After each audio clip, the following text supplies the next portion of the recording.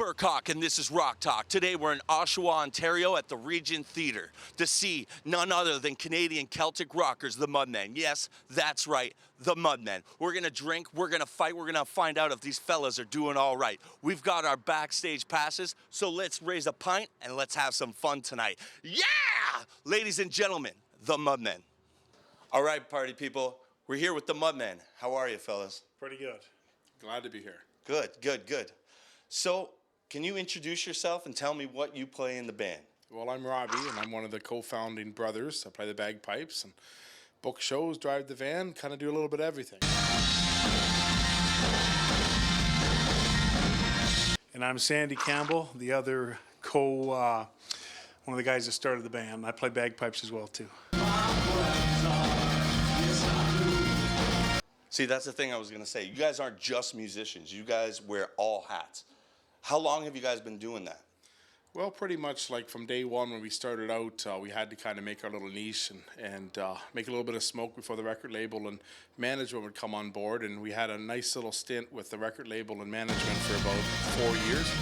So I would say we're about 14 years managing ourselves and looking after paying wages and making sure that the guys got somewhere to play on Friday night and kicking out CDs and trying to conquer the world.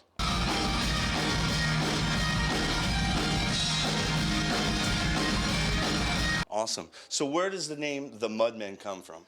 Well, when we were young guys, we used to work for bricklayers. So the guy that mixes the mud for the bricklayer is the Mudman. So that's where we thought the name would be, made a lot of sense. We were called the Campbell Brothers, of course. We just came into that naturally, obviously. Yep. And then they wanted us to change the name to something cooler. And we thought it would be a great name, too, because it's blue collar. And plus, we'd already been, we were so close to being stars doing some huge stuff. And then we're back down to living in a factory with a bobcat in the living room and still doing high-profile stuff. But, I mean, back to digging holes and... That's it. You know? Yeah.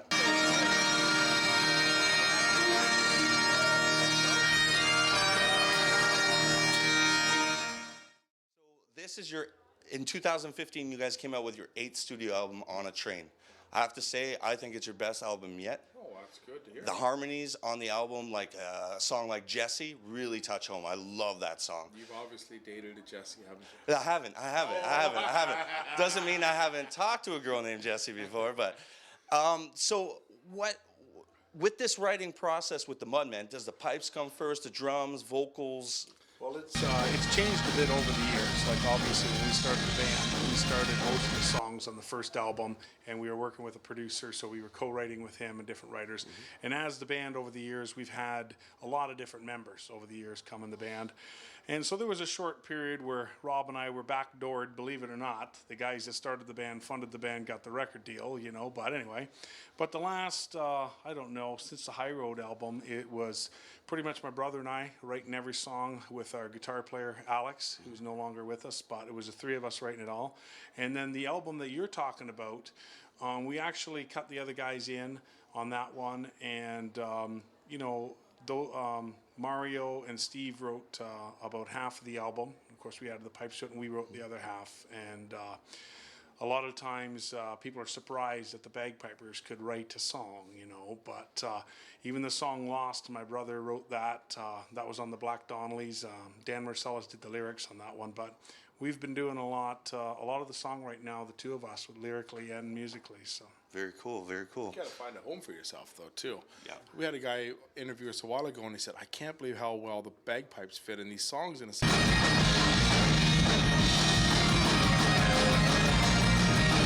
Hey, can you do this? It's in the wrong key. There's no hole for, you know, instrumental little bridge or highlight or a little showcase intro or anything like that.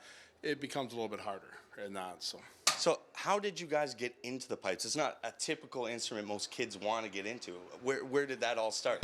Well, our mom loved the bagpipes, and she's very Scottish. I was supposed to learn the fiddle, actually, when I was young, but I ended up getting offered to play the bagpipes, so I took the pipes. And we played in pipe bands, of course, and then we even played in a world champion pipe band, the 78th Frasers. And the first band to give us a chance outside of pipe bands was the Irish Rovers. and then that opened a bunch of doors, and then we got playing with John McDermott and different things. And we did our first series of concerts in 1995 as the Campbell Brothers with the full band. Very cool.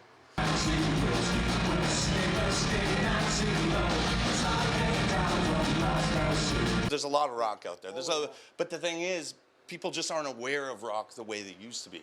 Like every radio station these days, the top 40, it's not very good. It's not even written by the people that are on the radio. Like people need to start giving bands like yourself that airtime again. I think. I'm sure you guys feel the same. That would be nice. Yeah. Well, unfortunately, people get categorized into different things, and if you deem, if you get blacklisted that you're one thing, or not blacklisted, if you get stamped that you're this, people just assume that you couldn't dare play a country festival because you're a pop band, or vice versa and stuff like that. So a lot of times you're kind of branded by the category your CD is at the record store, and luckily we're not in the record store, so we can be everything to everyone.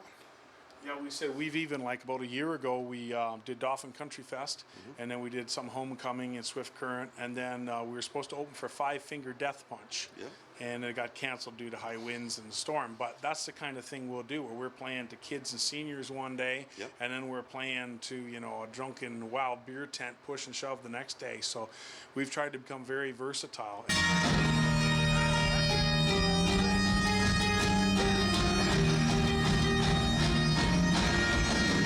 Much you guys are the epitome, I think, of the Canadian dream.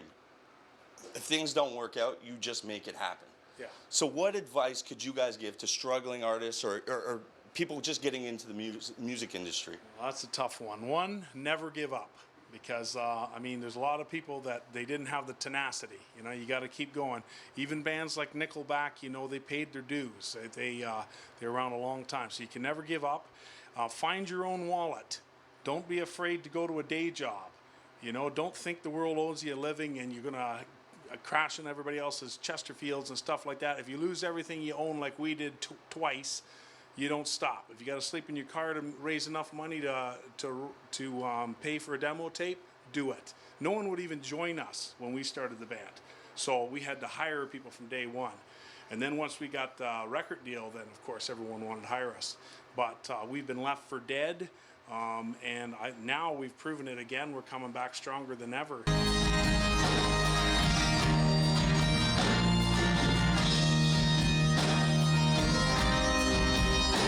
And Randy Bachman, Canadian legend, said there was no plan B. We were going to make it. And he gave the advice to the young kids. He said, there's plan A and there's plan A. And we said, you can learn from everybody in life, but, take it with a grain of salt. We said that too. Sometimes we've seen a lot of people, they're like a leaf in a windstorm. They're blowing every which direction. They don't know. When you decide what you're going to do it and keep on that path. It is difficult. And then the big one, be wary of the producers and the manager, especially the sunset clause. And be very careful, because they sell you the dream that you will get it on the back end. There's a good chance you will. But not the back end you're looking for.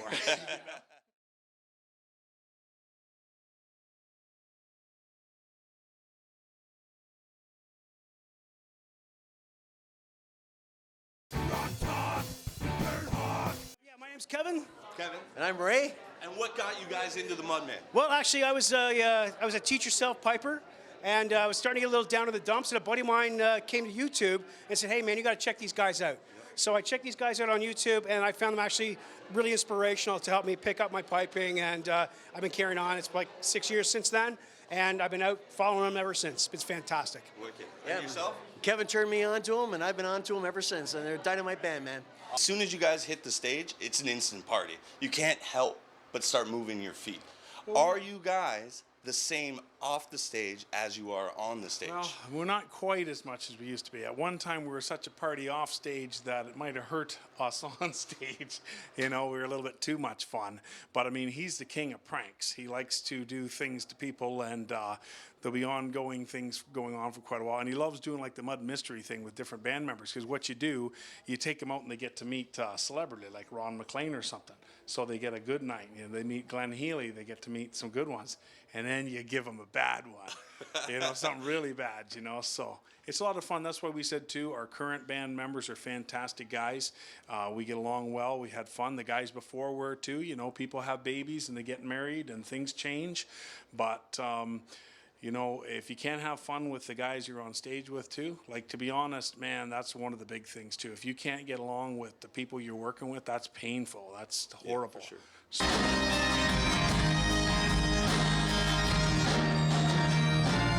sure. Stage and camaraderie is, you said about rock dying, camaraderie is dying. And you look at nowadays that, you know, there's so many bands that they can't sit in the same room together. Yep. Trooper is a great band, and they always say the day that they don't sit in the same room pulling beers out of the same bucket, they'll quit.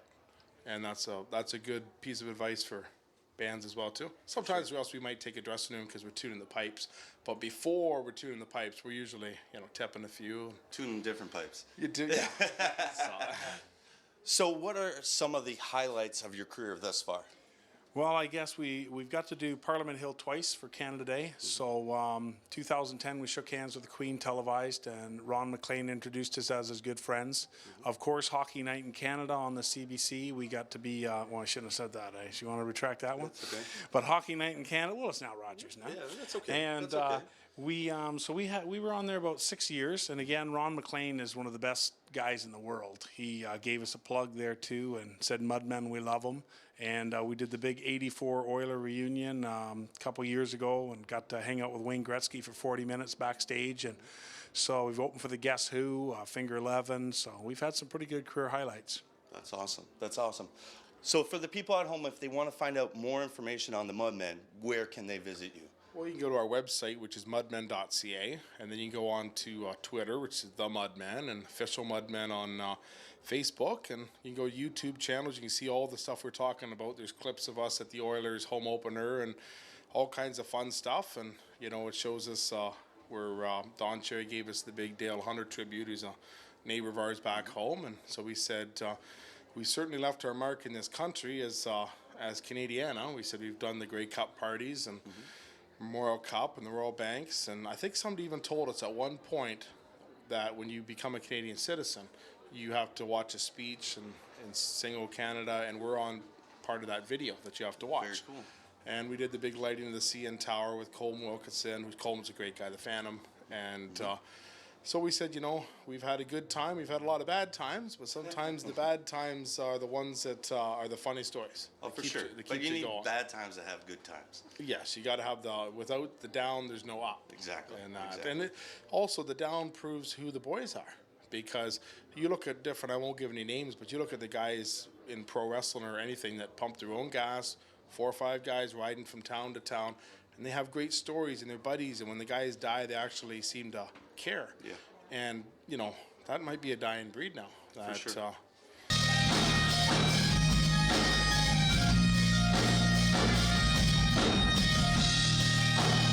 Gentlemen, it's been a pleasure. At this point, I want to raise our horns and salute the Mudmen and wish them nothing but the best of luck in their career. Gentlemen, Cheers. cheers. Thanks a lot. Have a great night, party people.